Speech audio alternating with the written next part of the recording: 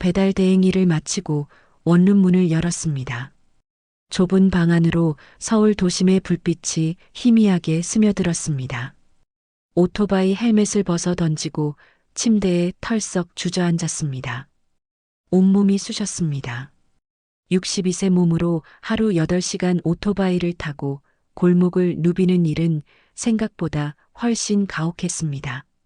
책상 서랍을 열었습니다. 구겨진 사진 한 장이 눈에 들어왔습니다.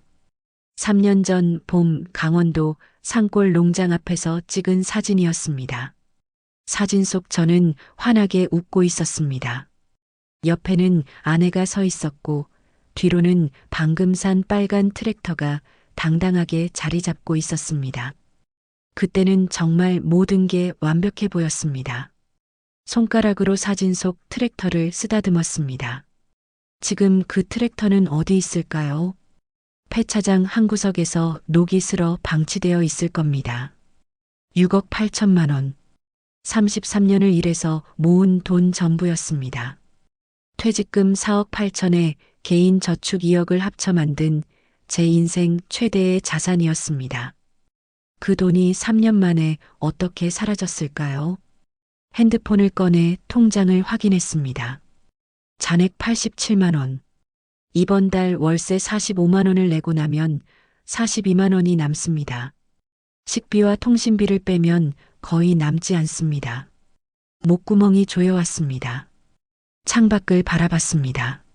서울 도심의 빌딩들이 반짝이고 있었습니다. 33년 전 이 도시에서 사회생활을 시작했습니다. 중견기업 생산관리팀 막내로 들어가 과장, 차장, 부장을 거쳐 팀장까지 올랐습니다. 매일 아침 7시에 출근해서 저녁 8시에 퇴근하는 삶. 지루했지만 안정적이었습니다. 그런데 정년 퇴직 후 갑자기 갈 곳이 없어졌습니다. 아침에 눈을 떠도 출근할 회사가 없었습니다. 점심때가 되어도 함께 밥 먹을 동료가 없었습니다. 저녁이 되면 집에 혼자 앉아 TV만 봤습니다. 그 공허함이 견딜 수 없었습니다. 그때 유튜브에서 본 영상이 떠올랐습니다. 50대 부부가 귀농해서 토마토 농장으로 연 매출 3억을 올린다는 이야기였습니다. 블루베리 체험 농장으로 제2의 인생을 시작한 60대 남성의 인터뷰도 있었습니다. 댓글창에는 부러움이 가득했습니다. 저도 저렇게 살고 싶습니다. 도시 생활 접고 귀농 준비 중입니다. 진짜 성공하신 거 축하드려요. 그 댓글들을 보며 생각했습니다. 저도 할 수 있지 않을까? 퇴직금도 있고 건강도 아직 괜찮은데 농사일이야 배우면 되는 거 아닌가. 그렇게 시작된 일이었습니다. 사진을 다시 서랍에 넣었습니다. 손이 떨렸습니다. 어떻게 이렇게 됐을까요? 어디서부터 잘못된 걸까요? 침대에 누워 천장을 바라봤습니다. 형광등 불빛이 차갑게 내려앉았습니다. 핸드폰이 울렸습니다. 딸이었습니다. 전화를 받았습니다. 딸의 목소리가 들려왔습니다. 아빠 괜찮으세요? 오늘 배달일 많이 힘들었죠? 조심스러운 말투였습니다. 괜찮다고 대답했습니다. 목소리가 갈라졌습니다. 딸이 한참 침묵하더니 조심스럽게 물었습니다. 아빠 요즘 엄마랑 통화 자주 하세요? 아내 이야기가 나오자 가슴이 철렁 내려앉았습니다. 요즘 잘 못했다고 말했습니다. 딸이 한숨을 쉬었습니다. 엄마가 많이 힘들어하세요. 아빠한테 미안하대요. 자기가 더 말렸어야 했는데 그러지 못해서 아빠를 이렇게 만들었다고. 목소리가 떨리고 있었습니다. 전화를 끊었습니다. 눈물이 흘러내렸습니다. 손으로 얼굴을 감쌌습니다. 제가 아내를, 딸을, 그리고 저 자신을 어떻게 만든 걸까요? 창밖으로 차 소리가 들렸습니다. 서울의 밤은 여전히 시끄러웠습니다. 하지만 이 좁은 방 안은 고요했습니다. 숨소리만 들릴 정도로 조용했습니다. 사진 속 그 농장이 떠올랐습니다. 강원도 산골 깊은 곳에 자리 잡은 3,000평의 땅. 전원주택과 비닐하우스, 그리고 빨간 트랙터. 그곳에서 저는 새로운 삶을 시작할 수 있을 거라 믿었습니다. 하지만 그곳에서 찾은 건 새로운 삶이 아니라 끝없는 추락이었습니다. 정년퇴직 후 첫 달은 좋았습니다. 33년 만에 처음으로 아침 알람 없이 일어났습니다. 출근 준비를 하지 않아도 됐습니다. 여유롭게 아침을 먹고 TV를 봤습니다. 이제 쉬어야지 그렇게 생각했습니다. 하지만 2달째부터 이상했습니다. 아침에 눈을 떠도 할 일이 없었습니다. 거실 소파에 앉아 리모컨만 만지작거렸습니다. 점심을 먹고 또 소파에 앉았습니다. 저녁이 되면 아내가 밥상을 차렸지만 입맛이 없었습니다. 어느 날 아내가 물었습니다. 여보, 요즘 왜 그래요? 어디 아파요? 아프지 않다고 대답했습니다. 하지만 속으로는 알고 있었습니다. 몸이 아픈 게 아니라 마음이 텅 빈 것 같았습니다. 33년간 매일 아침 7시에 일어나 출근하던 몸이 갈 곳을 잃어버렸습니다. 어느 날 저녁 유튜브를 보고 있었습니다. 알고리즘이 띄운 영상 하나가 눈에 들어왔습니다. 50대 조기 은퇴 후 귀농 성공기, 토마토 농장으로 연 매출 3억. 썸네일에는 환하게 웃는 부부가 비닐하우스 앞에 서 있었습니다. 영상을 재생했습니다. 50대 중반 남성이 카메라를 향해 말했습니다. 회사 다닐 땐 몰랐는데 귀농하고 나니 진짜 행복이 뭔지 알겠더라고요. 그의 뒤로 빨갛게 익은 토마토들이 주렁주렁 매달려 있었습니다. 다음 영상도 봤습니다. 60대 부부가 블루베리 체험 농장을 운영하는 이야기였습니다. 주말마다 서울에서 가족 단위 손님들이 찾아온다고 했습니다. 한 달 수익이 500만 원 이상이라고 했습니다.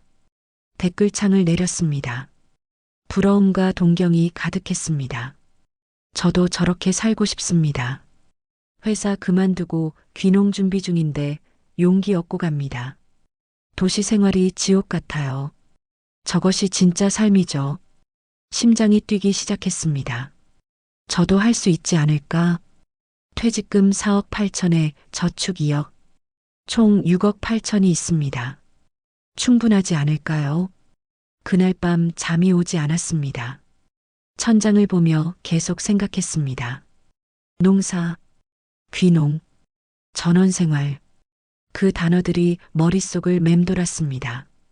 며칠 뒤 포털 사이트에서 귀농을 검색했습니다. 수많은 기사가 쏟아졌습니다. 정부 귀농 지원금 5천만 원, 청년 귀농 장려 정책, 귀농 성공 사례 인터뷰. 모든 게 장밋빛으로 보였습니다. 귀농귀촌 부동산 사이트에 들어갔습니다. 강원도 매물들이 나열되어 있었습니다. 전원주택 농지 3,000평, 비닐하우스 포함 5억. 사진 속 풍경이 평화로워 보였습니다. 손이 떨리며 전화번호를 눌렀습니다. 전화벨이 울렸습니다. 곧 명랑한 목소리가 들렸습니다. 여보세요, 박 실장입니다. 매물 보고 전화드렸다고 말했습니다. 박 실장이 신나게 설명하기 시작했습니다. 이 매물은 정말 좋은 입지라고 했습니다. 서울에서 차로 2시간 반이면 도착하고 근처에 농협 직거래 장터가 있어서 농산물 판매가 쉽다고 했습니다. 게다가 정부 귀농 지원금 5천만 원을 받을 수 있으니 실질적으론 4억 5천에 시작하는 거라고 했습니다. 박 실장이 이어서 말했습니다. 요즘 귀농하시는 분들이 정말 많다고 했습니다. 특히 50대 후반에서 60대 초반 분들이 퇴직 후 제2의 인생을 찾아 많이 오신다고 했습니다. 그분들 대부분이 만족하며 지내신다고 했습니다. 언제 한번 내려오시라고 했습니다. 직접 보시면 마음에 드실 거라고 했습니다.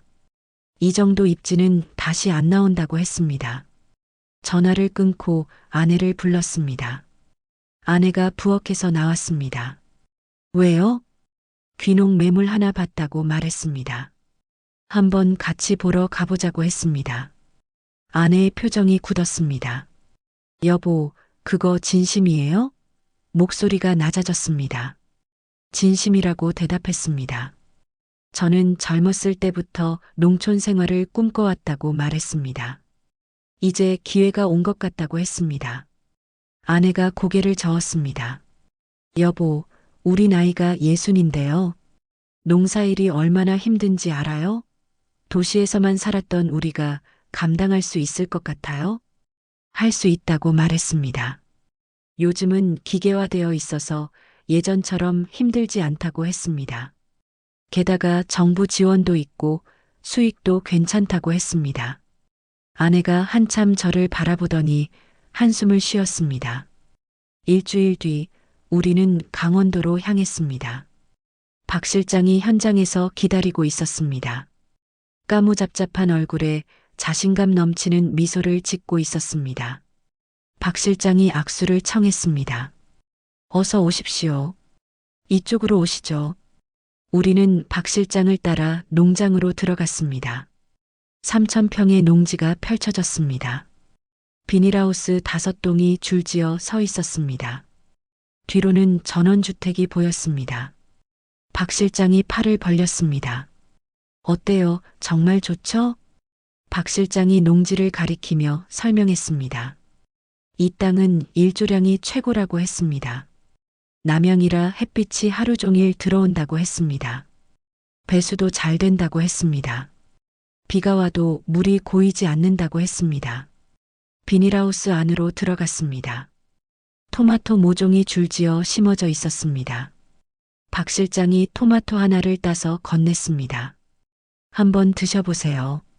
정말 달아요. 한 입 베어 물었습니다. 달았습니다. 과즙이 입안 가득 퍼졌습니다. 박 실장이 계산기를 꺼냈습니다. 이 비닐하우스 한 동에서 토마토를 1년에 3회 수확할 수 있다고 했습니다. 한 회당 수익이 대략 800만 원 정도 나온다고 했습니다.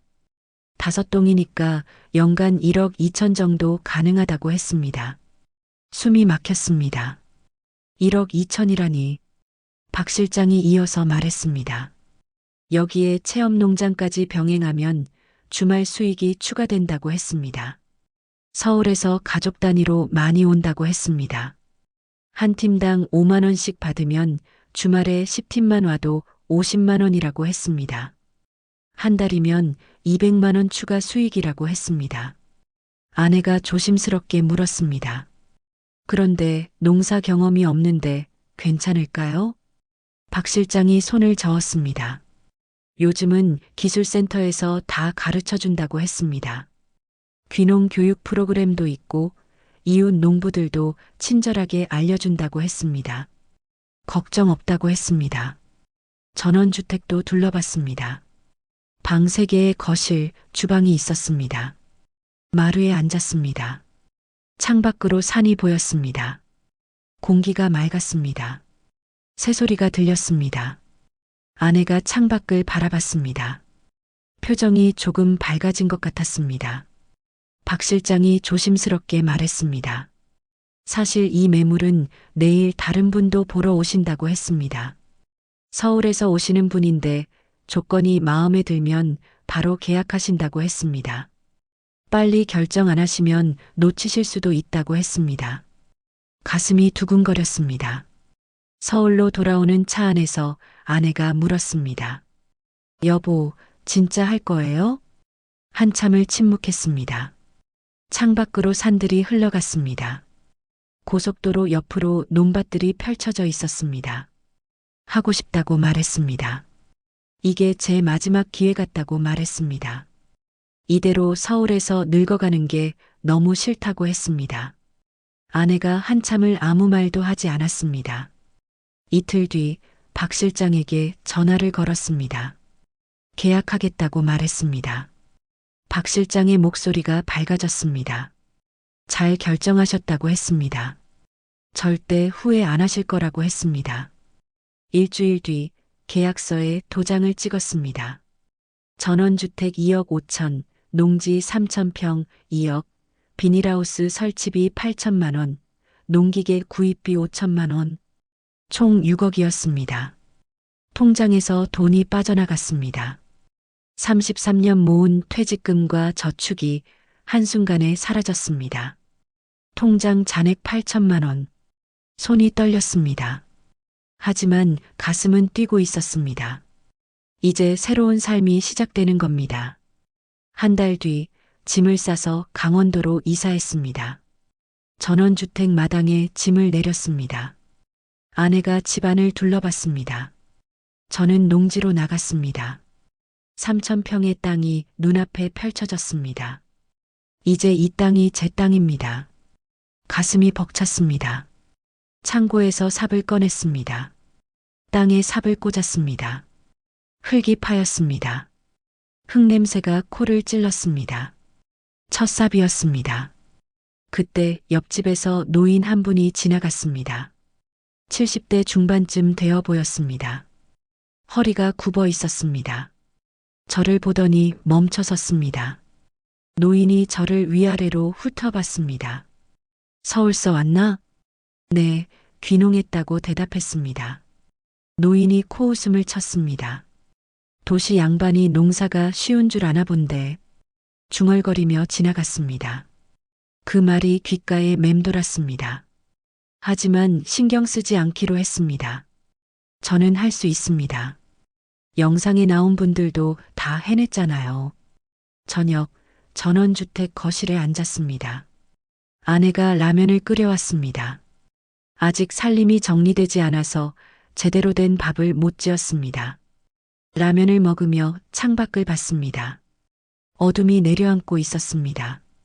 별이 보였습니다. 서울에서는 볼 수 없었던 별들이 총총히 박혀 있었습니다. 새로운 시작이었습니다. 3월이었습니다. 토마토 모종을 심기 시작했습니다. 비닐하우스 안에 쪼그리고 앉아 모종을 하나씩 심었습니다. 1시간이 지나자 허리가 끊어질 것 같았습니다. 2시간이 지나자 무릎이 욱신거렸습니다. 점심때 집에 들어왔습니다. 아내가 밥상을 차렸습니다. 숟가락을 들었는데 손이 떨렸습니다. 근육이 풀리지 않았습니다. 아내가 걱정스럽게 물었습니다. 여보, 괜찮아요? 괜찮다고 대답했습니다. 적응하면 된다고 했습니다. 오후에 다시 비닐하우스로 나갔습니다. 모종 심기를 계속했습니다. 저녁 6시가 되어서야 한 동을 끝냈습니다. 남은 게 4동이었습니다. 일주일이 걸렸습니다. 5동의 모종 심기를 끝내는데 일주일이 걸렸습니다. 허리는 계속 아팠습니다. 밤마다 파스를 붙였습니다. 5월이 되었습니다. 첫 수확식이었습니다. 비닐하우스로 나갔습니다. 토마토들이 빨갛게 익어 있었습니다. 가슴이 뛰었습니다. 하나씩 따기 시작했습니다. 그런데 이상했습니다. 흠집이 있는 게 너무 많았습니다. 벌레 먹은 것도 많았습니다. 모양이 제대로 나온 건 절반도 안 됐습니다. 오후에 수확한 토마토를 골랐습니다. 상품으로 내놓을 수 있는 건 30% 정도였습니다. 나머지는 흠집투성이거나 크기가 작았습니다. 계산을 해봤습니다. 박 실장이 말한 수익의 3분의 1밖에 안 됐습니다. 다음 주 농협 직거래 장터에 나갔습니다. 트럭에 토마토 상자를 싣고 장터로 향했습니다. 도착하니 이미 다른 농민들이 자리를 잡고 있었습니다. 빈자리를 찾아 상자를 내렸습니다. 토마토를 진열했습니다. 손님들이 지나갔습니다. 하지만 제 앞에서는 멈추지 않았습니다. 옆 상인이 토마토를 Kg당 3,000원에 팔고 있었습니다. 저도 3,000원이라고 써붙였습니다. 그래도 손님이 오지 않았습니다. 한 손님이 제 토마토를 집어들었습니다. 이거 흠집 있네요. 말하고는 다시 내려놓았습니다. 하루 종일 서 있었습니다. 해가 저물 무렵 겨우 5박스를 팔았습니다. 15만 원이었습니다. 트럭 기름값도 안 나왔습니다. 6월이었습니다. 장마가 시작됐습니다. 비가 사흘째 내리고 있었습니다. 새벽에 전화가 울렸습니다. 이웃 농부였습니다. 비닐하우스 확인해 보라고 했습니다. 우비를 입고 뛰어나갔습니다. 비닐하우스 세 동이 무너져 있었습니다. 빗물에 골조가 휘어져 있었습니다. 비닐이 찢어져 펄럭이고 있었습니다. 다리에 힘이 풀렸습니다. 다음 날 수리업체를 불렀습니다. 견적이 나왔습니다. 1200만 원이었습니다. 카드를 꺼냈습니다. 손이 떨렸습니다. 7월이었습니다. 폭염이 시작됐습니다. 기온이 35도를 넘었습니다. 비닐하우스 안은 40도가 넘었습니다. 토마토 잎들이 타들어가기 시작했습니다. 물을 뿌렸습니다. 하루에 3번씩 물을 뿌렸습니다. 하지만 소용없었습니다. 절반이 말라 죽었습니다. 저녁에 통장을 확인했습니다. 잔액 2,500만 원. 5개월 만에 5,500만 원이 사라졌습니다. 8월이었습니다. 일손이 필요했습니다. 잡초가 무성하게 자랐습니다. 혼자서는 감당이 안 됐습니다. 인력사무소에 전화했습니다. 일당 15만 원이라고 했습니다. 한 달에 열흘만 와도 150만 원이었습니다. 아내가 조심스럽게 말했습니다. 여보, 우리 돈이 너무 빨리 나가요. 알고 있다고 대답했습니다. 하지만 어쩔 수 없다고 했습니다. 지금 포기하면 지금까지 투자한 게 다 물거품이라고 했습니다. 9월이었습니다. 첫 해 결산을 해봤습니다. 수입은 1,800만 원이었습니다. 지출은 2억이 넘었습니다. 적자 2억. 거실 소파에 앉아 계산기를 내려놓았습니다. 숨이 막혔습니다. 아내가 옆에 앉았습니다. 한참을 아무 말도 하지 않았습니다. 창밖으로 가을 해가 지고 있었습니다. 산 위로 노을이 붉게 물들었습니다. 예전 같으면 아름답다고 생각했을 풍경이었습니다. 지금은 그냥 차갑게만 느껴졌습니다. 겨울이 지나고 두 번째 봄이 왔습니다. 통장 잔액은 4,200만 원까지 떨어져 있었습니다. 작년 실수를 반복하지 않겠다고 다짐했습니다. 이번에는 제대로 해보겠다고 마음먹었습니다. 3월 초 낯선 차 한 대가 농장 앞에 멈췄습니다. 양복 입은 남자 둘이 내렸습니다. 40대 중반쯤 되어 보였습니다. 한 명이 다가왔습니다. 명함을 건넸습니다. 부동산 개발 회사 이사라고 적혀 있었습니다. 남자가 주변을 둘러보며 말했습니다. 이 일대를 리조트 단지로 개발할 계획이라고 했습니다. 땅을 매입하고 있다고 했습니다. 심장이 쿵 소리를 냈습니다. 남자가 이어서 말했습니다. 이 농장을 5억에 사겠다고 했습니다. 현금으로 바로 지급 가능하다고 했습니다. 숨이 멎는 것 같았습니다. 5억. 6억을 투자해서 5억이면 1억 손해입니다. 하지만 지금 상황에서는 기적 같은 제안이었습니다. 남자가 명함 뒷면에 전화번호를 적어줬습니다. 일주일 안에 연락 달라고 했습니다. 이 지역 매입이 끝나면 더 이상 기회가 없을 거라고 했습니다. 남자들이 떠난 뒤 손이 떨렸습니다. 명함을 꽉 쥐었습니다. 저녁 아내에게 말했습니다. 5억 제안이 들어왔다고 했습니다. 아내의 눈이 커졌습니다. 5억이요? 팔아요, 여보. 지금 팔아요. 하지만 머릿속이 복잡했습니다. 1억을 날리는 겁니다. 6억을 투자해서 5억을 받으면 1억 손해입니다. 며칠 동안 잠을 못 잤습니다.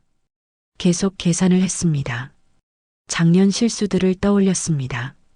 흠집 난 토마토, 무너진 비닐하우스, 폭염에 죽은 작물들. 하지만 다른 생각도 들었습니다. 올해는 다릅니다. 작년 실수를 안 합니다. 경험이 생겼습니다. 이번에는 제대로 할 수 있습니다. 게다가 5억은 너무 쌉니다. 제가 6억을 투자했는데 5억밖에 못 받는다니. 조금만 더 버티면 본전은 뽑을 수 있지 않을까요? 일주일 뒤 남자에게 전화했습니다. 제안 감사하지만 팔지 않겠다고 말했습니다. 남자가 잠시 침묵하더니 물었습니다. 혹시 금액이 불만이신가요? 5억 5천까지 올려드릴 수 있습니다. 가슴이 두근거렸습니다. 5억 5천. 손해가 5천만 원으로 줄어듭니다. 하지만 고개를 저었습니다. 아니라고 대답했습니다. 이 농장을 계속 운영할 거라고 했습니다. 남자가 한숨을 쉬었습니다. 알겠다고 했습니다. 나중에 마음 바뀌시면 연락 주시라고 했습니다. 전화를 끊었습니다. 아내가 부엌에서 나왔습니다. 어떻게 됐어요? 거절했다고 말했습니다. 아내의 얼굴이 굳었습니다. 여보, 왜요? 5억이면 지금 빠져나올 수 있잖아요. 저는 설명했습니다. 올해는 작년과 다를 거라고 했습니다. 경험이 생겼으니 실수를 반복하지 않을 거라고 했습니다. 5억은 너무 싸다고 했습니다. 조금만 더 버티면 본전을 뽑고도 수익을 낼 수 있다고 했습니다. 아내가 고개를 저었습니다. 여보, 제발 팔아요. 지금이 마지막 기회예요. 저는 귀를 막았습니다. 아내 말이 들리지 않았습니다. 아니, 듣고 싶지 않았습니다. 아내의 눈에서 눈물이 흘러내렸습니다. 그날 밤 아내는 말이 없었습니다. 저녁을 먹고 방으로 들어갔습니다. 문을 닫았습니다. 저는 거실에 혼자 앉아 있었습니다. 창밖으로 어둠이 내려앉고 있었습니다. 제 선택이 맞을 겁니다. 올해는 제대로 할 겁니다. 5억 제안을 거절한 게 나중에 잘한 결정이었다고 증명될 겁니다. 그렇게 믿었습니다. 하지만 가슴 한구석이 불안했습니다. 아내의 눈물이 계속 떠올랐습니다. 제발 팔아요. 지금이 마지막 기회예요. 그 목소리가 귓가에 맴돌았습니다. 손으로 얼굴을 감쌌습니다. 제가 잘못 선택한 걸까요? 5월이었습니다. 모종 심기를 끝냈습니다. 이번에는 작년보다 신경 써서 관리했습니다. 매일 아침 비닐하우스를 점검했습니다. 물도 제때 줬습니다. 병충해 예방약도 뿌렸습니다. 6월 초 날씨가 이상했습니다. 하늘이 먹구름으로 뒤덮였습니다. 기상청에서 호우특보가 발령됐습니다. 비가 내리기 시작했습니다. 처음엔 보슬비였습니다. 하지만 오후부터 세차게 쏟아지기 시작했습니다. 밤이 되자 천둥 소리가 들렸습니다. 번개가 번쩍였습니다. 비는 멈추지 않았습니다. 새벽 3시 휴대폰이 울렸습니다. 재난문자였습니다. 산사태 위험, 저지대 주민 대피. 심장이 쿵 내려앉았습니다. 창밖을 봤습니다. 빗줄기가 미친 듯이 쏟아지고 있었습니다. 농지 쪽을 보려 했지만 어둠 속에서 아무것도 보이지 않았습니다. 아침이 되자 우비를 입고 밖으로 나갔습니다. 농지로 향했습니다. 발걸음이 멈췄습니다. 농지 절반이 사라져 있었습니다. 흙이 물에 쓸려 내려가 있었습니다. 비닐하우스 두 동이 기울어져 있었습니다. 토마토 모종들이 흙탕물에 잠겨 있었습니다. 무릎에 힘이 풀렸습니다. 그 자리에 주저앉았습니다. 다음 주 복구업체를 불렀습니다. 견적이 나왔습니다. 흙 복구에 2,200만 원, 비닐하우스 수리에 1,300만 원, 총 3,500만 원이었습니다. 통장을 확인했습니다. 잔액 3,800만 원. 복구하면 300만 원 남습니다. 손이 떨렸습니다. 7월이었습니다. 복구를 마쳤습니다. 다시 모종을 심었습니다. 이번에는 제대로 키워야 합니다. 이게 마지막 기회입니다. 8월 말 태풍 예보가 나왔습니다. 강풍을 동반한 태풍이 북상한다고 했습니다. 강원 영동 지역이 직접 영향권이라고 했습니다. 비닐하우스를 점검했습니다. 고정끈을 다시 묶었습니다. 골조를 보강했습니다. 할 수 있는 건 다 했습니다. 태풍이 왔습니다. 바람이 미친 듯이 불었습니다. 비닐하우스가 흔들렸습니다. 쿵쿵 소리가 들렸습니다. 새벽 굉음이 들렸습니다. 뭔가 무너지는 소리였습니다. 아침에 나가봤습니다. 비닐하우스 전체가 날아가 있었습니다. 골조만 휘어진 채 남아 있었습니다. 비닐은 찢어져 멀리 날아가 있었습니다. 토마토 모종들이 비에 짓눌려 있었습니다. 그 자리에 섰습니다. 한참을 그냥 섰습니다. 재건축 견적을 받았습니다. 4,800만 원이었습니다. 통장 잔액 380만 원. 카드 한도도 다 찼습니다. 재건축을 포기했습니다. 겨울이 왔습니다. 12월 말 강추위가 시작됐습니다. 영하 20도까지 떨어졌습니다. 한밤중에 뚝 소리가 났습니다. 수도관이 터진 소리였습니다. 아침에 확인했습니다. 화장실 수도관이 얼어서 터져 있었습니다. 물이 흘러나오지 않았습니다. 배관 업체를 불렀습니다. 수리비 450만 원이라고 했습니다. 며칠 뒤 보일러가 고장났습니다. 집안이 얼음장처럼 차가웠습니다. 수리기사가 와서 확인했습니다. 부품을 교체해야 한다고 했습니다.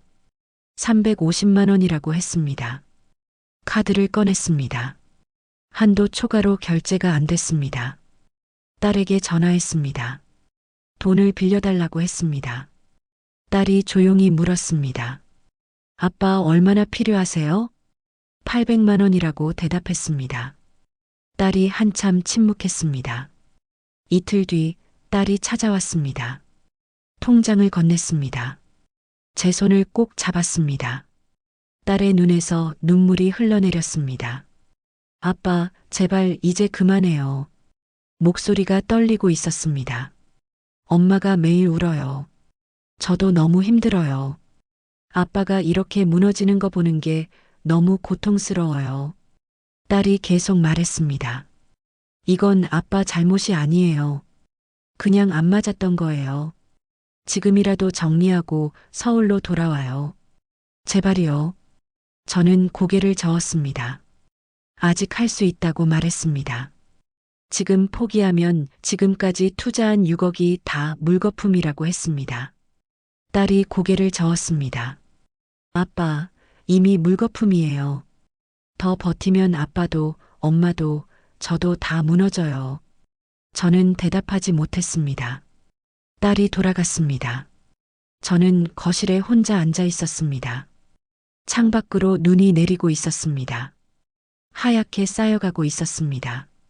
아내가 방에서 나오지 않았습니다. 집안이 고요했습니다. 3년 차 봄이었습니다. 더 이상 버틸 수 없었습니다. 통장 잔고 250만 원, 카드 빚 1,800만 원, 매달 나가는 고정비만 35만 원이었습니다. 전기세, 수도세, 통신비, 재산세. 아침에 일어나도 비닐하우스로 나갈 힘이 없었습니다. 폐허가 된 농장을 보는 게 고통이었습니다. 휘어진 골조들, 잡초로 뒤덮인 농지, 녹슨 농기구들. 3년 전 꿈을 품고 첫 삽을 떴던 그 땅이었습니다. 지금은 무덤처럼 느껴졌습니다. 아내와 마주 앉았습니다. 한참을 침묵했습니다. 입을 열었습니다. 여보, 팔아야겠어요. 아내가 고개를 끄덕였습니다. 눈물이 흘러내리고 있었습니다. 박 실장에게 전화했습니다. 벨이 울렸습니다. 한참 만에 전화를 받았습니다. 매물 내놓고 싶다고 말했습니다. 박 실장의 목소리가 조심스러웠습니다. 얼마를 원하시냐고 물었습니다. 숨을 깊이 들이쉬었습니다. 2억이라도 좋으니 팔아달라고 말했습니다. 목소리가 떨렸습니다. 박 실장이 한참 침묵했습니다. 그러다 조심스럽게 말을 꺼냈습니다. 선생님, 솔직히 말씀드릴게요. 지금 그쪽 지역 상황이 안 좋습니다. 무슨 소리냐고 물었습니다. 박 실장이 설명했습니다. 작년에 리조트 개발이 무산됐다고 했습니다. 환경 규제 때문에 허가가 안 났다고 했습니다. 그 이후로 그 지역 땅값이 폭락했다고 했습니다. 귀가 멍해졌습니다. 박 실장이 이어서 말했습니다. 요즘은 문의 전화도 거의 안 온다고 했습니다. 귀농붐이 꺼진 지 오래고 코로나 이후로 농촌 부동산 시장이 완전히 얼어붙었다고 했습니다. 그럼 얼마에 팔 수 있냐고 물었습니다. 박 실장이 한참을 머뭇거렸습니다. 솔직히 1억 5천에 내놔도 연락 오는 사람이 없을 겁니다. 목소리가 낮았습니다. 손에서 핸드폰이 떨어질 뻔했습니다. 1억 5천이라니. 6억 8천만 원을 투자한 농장이 1억 5천도 안 된다니. 박 실장이 계속 말했습니다. 비닐하우스도 다 무너져 있고 농지도 방치된 상태라고 들었다고 했습니다. 그런 상태로는 더 어렵다고 했습니다.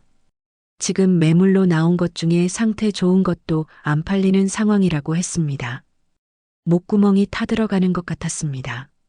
그럼 어떡하냐고 물었습니다. 박 실장이 한숨을 쉬었습니다. 일단 1억 2천 정도로 급매 광고를 내보자고 했습니다. 그래도 연락이 올지는 모르겠지만 해보자고 했습니다. 전화를 끊었습니다. 거실 바닥에 주저앉았습니다. 6억 8천이 1억 2천, 5억 6천이 증발했습니다. 33년을 일해서 모은 돈이 3년 만에 사라졌습니다. 아내가 부엌에서 나왔습니다. 제 옆에 앉았습니다. 등을 쓰다듬어줬습니다. 저는 아무 말도 하지 못했습니다. 눈물만 흘러내렸습니다. 한 달이 지났습니다. 전화는 오지 않았습니다. 2달이 지났습니다. 여전히 연락이 없었습니다. 박 실장에게 다시 전화했습니다. 1억으로 내리자고 말했습니다. 박 실장이 난처한 목소리로 대답했습니다. 해보겠다고 했습니다. 또 한 달이 지났습니다. 여전히 아무도 연락하지 않았습니다. 어느 날 저녁 이웃 최 노인이 찾아왔습니다. 3년 전 첫날 저를 비웃던 그 노인이었습니다. 노인이 마당에 섰습니다. 제 얼굴을 보더니 한숨을 쉬었습니다. 말했습니다. 젊은이, 내 말 들을 걸 그랬지. 농사가 낭만인 줄 알았나 보지. 이건 전쟁이야. 50년을 싸워도 이기기 힘든 전쟁. 노인이 돌아서며 마지막으로 말했습니다. 도시 사람들은 자기가 뭘 모르는지도 모르지. 그게 제일 무서운 거야. 노인의 뒷모습이 멀어졌습니다. 그 말이 가슴을 후벼 팠습니다. 제가 뭘 몰랐을까요? 농사의 현실, 자연의 무자비함, 아니면 제 자신의 한계? 아니었습니다. 제가 정말 몰랐던 건 욕심이었습니다. 5억 제안을 거절할 때 저는 제 욕심을 보지 못했습니다. 본전을 뽑겠다는 욕심, 손해를 인정하기 싫은 자존심, 그 욕심이 5억 6천을 날려버렸습니다. 밤, 전원주택 거실에 앉아 있었습니다. 어둠이 내려앉았습니다. 전기세를 아끼려 불도 켜지 않았습니다. 창밖으로 별이 보였습니다. 3년 전 처음 이곳에 왔을 때 봤던 별들이었습니다.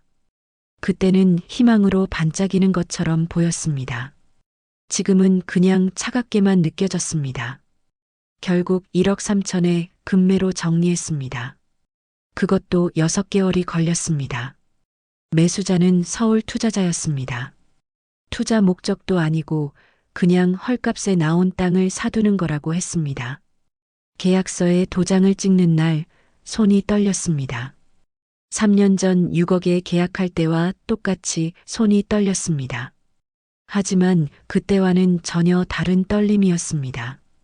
1억 3천만 원이 통장에 들어왔습니다. 카드 빚 1,800만 원을 갚았습니다. 남은 돈 1억 1,200만 원. 6억 8천에서 1억 1,200만 원. 5억 6,800만 원이 사라졌습니다. 서울로 돌아왔습니다. 전원주택 전세금으로 받았던 돈까지 다 날아간 터라 월세 원룸을 구했습니다. 보증금 500만 원, 월세 45만 원. 마포구 골목 안쪽 낡은 빌라 3층이었습니다. 짐을 풀었습니다. 33년 회사 생활의 흔적들, 3년 농사일의 잔해들, 트럭 한 대 분량이 이 좁은 방에 쌓였습니다. 아내가 부엌에서 라면을 끓였습니다.